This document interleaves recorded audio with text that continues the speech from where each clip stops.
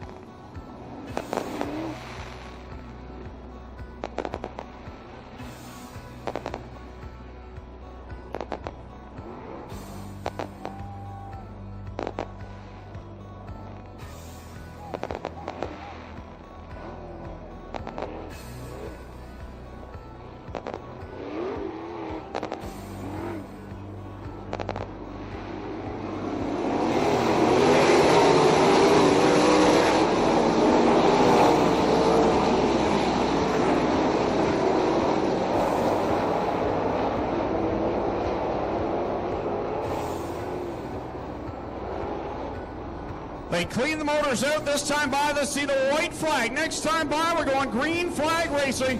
20 laps the distance for the Copac Merchandising Sprint Cars.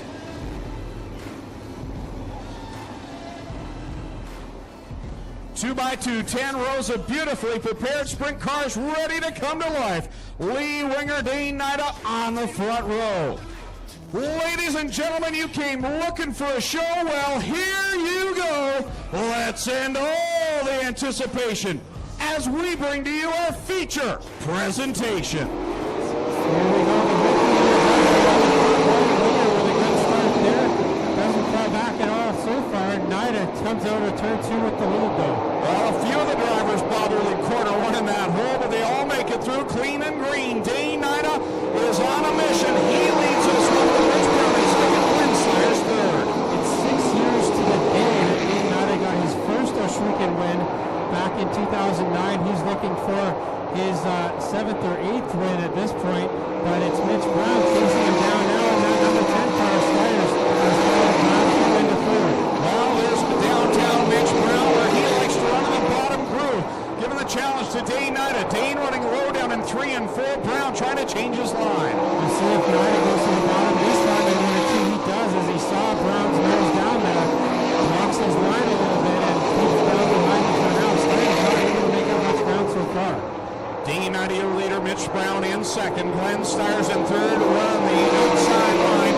Jim Hoopen in fourth, and Dean Lawrence is your top 5. Now Nida back to the top side. That didn't work out too well. Brown's got the lead. Nida back to second. Here comes Styres working on Nida. Wow, Glenn Styres really got a good run there on the outside. He reels in Dane Nida. Mitch Brown is your leader at the stripe. Nida in second, but here comes Styres to the outside off of corner number 2. Jim Hoopen and then Dean Lawrence catching the bend now as they work on sorting out that second spot. Brown is starting to take off just a bit as he catches the tail end of this field. Well, Glenn Styres getting hooked up in the Glenn Styres line. That's where he likes to hang out. Mitch Brown, meanwhile, working in lap traffic and working inside the president, Mike Farrell. Brown now puts a lock on Farrell. Styres still running the top side in 3 and 4 and in 1 and 2. Brown to the bottom side all the way around. Both those drivers running exactly where they like to run. We'll see which line is better. Glenn Styres, he's been leading Mitch Brown, it seems, since the start of last season. Mitch Brown followed Glenn all weekend, last weekend with the Southern Ontario Sprints. This weekend, the roles are reversed. Glenn chasing down Mitch Brown. Glenn got a good run over turn 2 that time. Had to get on the brakes as Brown slid up to get around the outside of Rob Dietrich and put the driver in the 10th tail lap down. Now Brown back to the bottom in 1 and 2. Lap cars in the line of Styres on the top. Yeah, Mitch Brown really playing the benefactor here with his lap cars. Glenn Styres at Derek Jonathan spin momentarily in front of him. He gathers it back up. The cross flags are over. Mitch Brown, your leader, lap car between he and Styres. Brown's got Curley in between, and Curley's running the middle groove. Styres had to hold up just a bit to get around him. Now Brown wants to work on former SLS champ Chris Jones to put him a lap down. Chris Root slides across the track in front of both of them.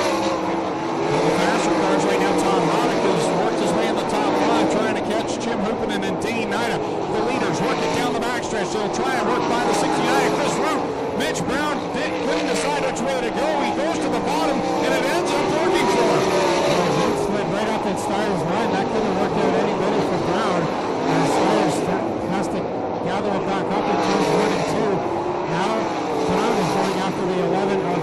put him a lap down. Behind them, it's several lap cars between Styres and then third place Dane Nida. Mitch Brown, your leader. Glenn Styres in second, stuck behind the 11Z of Zach Zumpy, and now Brown extending his advantage. Third place all the way back to the 77 of Dane Nida, and it's Todd Hoddick and Jim Hoopenet. Styres much slower on the last lap, almost 7/10 of a second slower for Styres there as he loses a lot of ground to Brown, who's about to put a lap on our pole sitter, Lee Winger. Putting on a good feature race here. I think the extra moisture in the track has definitely helped the situation here. Styres and Brown at the front as they go by the pole sitter, Lee Winger, the rookie driver.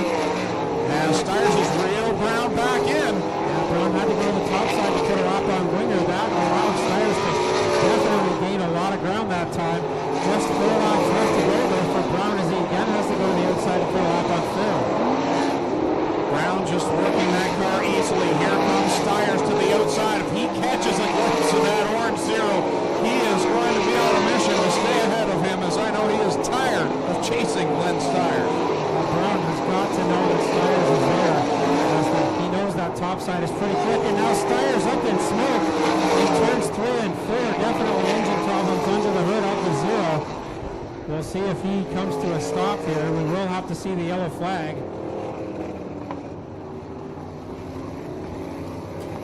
So a tough break for Styres as he was trying to chase down Mitch Brown, and heavy smoke came out of the engine compartment on the zero. He immediately slowed down, knew there was something wrong.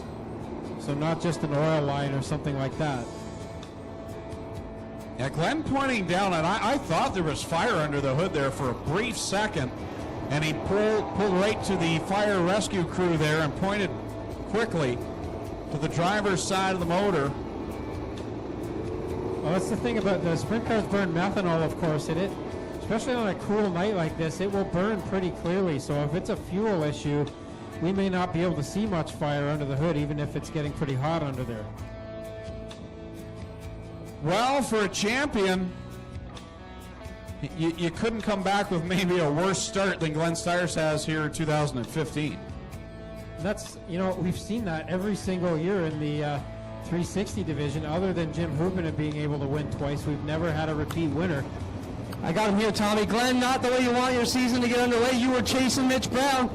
Basically give the motor all it had and it popped. What's the story going into 3? I started popping a couple laps earlier and it kept breaking up, and finally it just shut off, and man, the car was pretty damn good.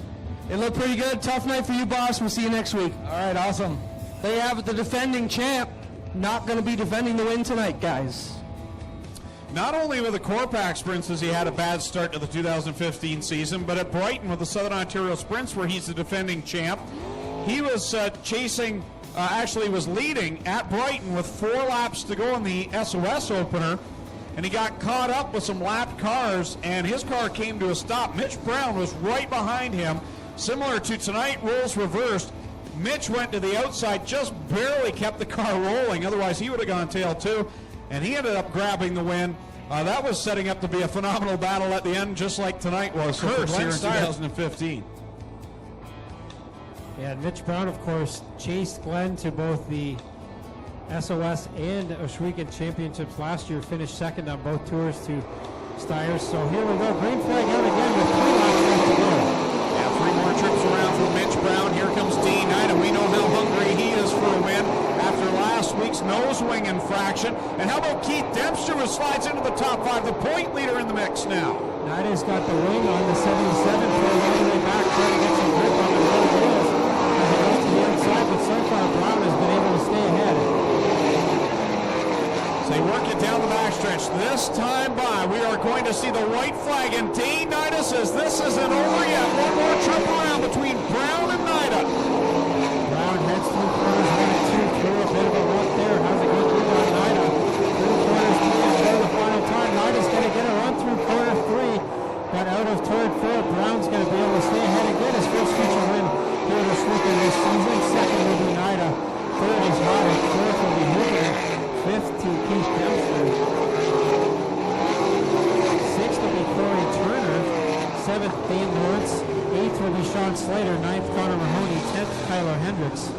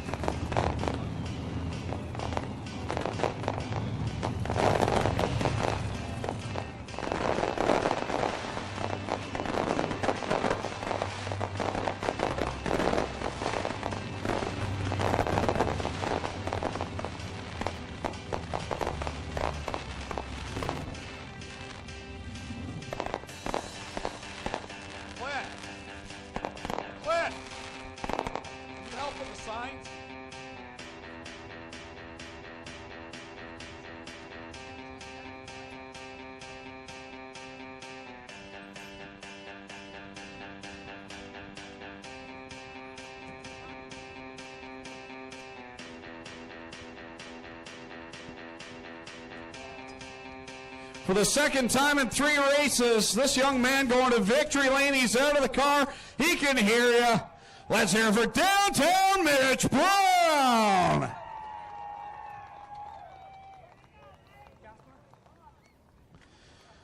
Mitch Brown in Mobile 1 victory lane.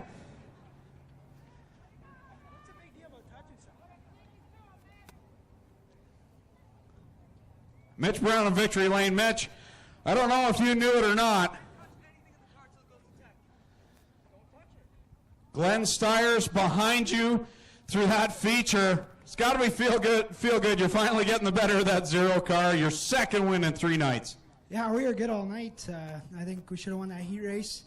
But, yeah, we were real good there. And I seen Glenn a couple times, and I knew he was coming on the top, so I had to move up there in traffic, but we kept him behind us. So, watching you this year, there just seems to be a further improvement. How much has racing in the States the end of last year, started this year, helped your program? It's huge. Like, you just go down there, and you're nothing. So you come back here, and you're just a bit better, and it shows. Who would you like to thank for the win? Actually, I got a bunch of people here tonight. Strode's probably made us the best pre-race meal you can ever eat in the pits, steaks and all that. So thanks to those guys for coming. All the other guys that work on my car, because I'm a bit of a pain in the ass during the night, but they put up with me. All right, let's hear it for Mitch Brown, tonight's feature winner for the Corpac Merchandising Sprint Cars. Dean Nida, you had redemption on your mind tonight. You came up 1 spot short, but a good run. Yeah, we just weren't good enough. I couldn't roll the bottom quite as good as I needed to, or the top. So just still trying to figure this car out just a little bit. We got it close enough to run second a couple times, but we just got to work on it just a little bit more, get it just a little bit better, and we'll be all right. A lot of people help you get here. Who would you like to thank? Yeah. I mean, Miles Hill, the whole crew, Trevor, Cam, and Daryl. We get along really good together. We go together like Chinese food and chocolate pudding, man. It's fantastic. So just a lot of help on the car, and a lot of guys pitch in. So just glad to be a part of it.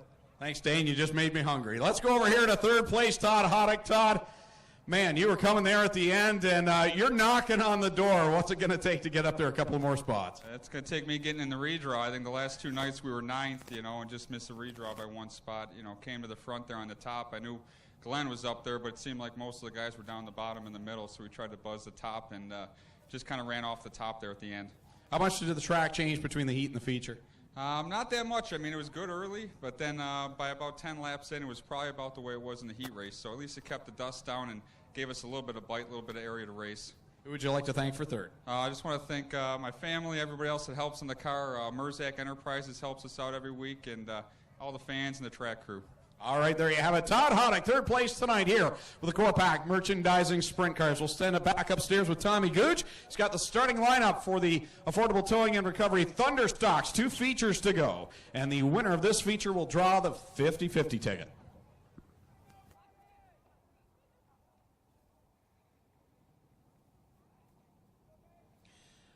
Affordable Towing and Recovery Thunderstocks lined up over in turns 3 and 4, ready for their 20-lap feature event. 28 cars set to go, starting on the pole.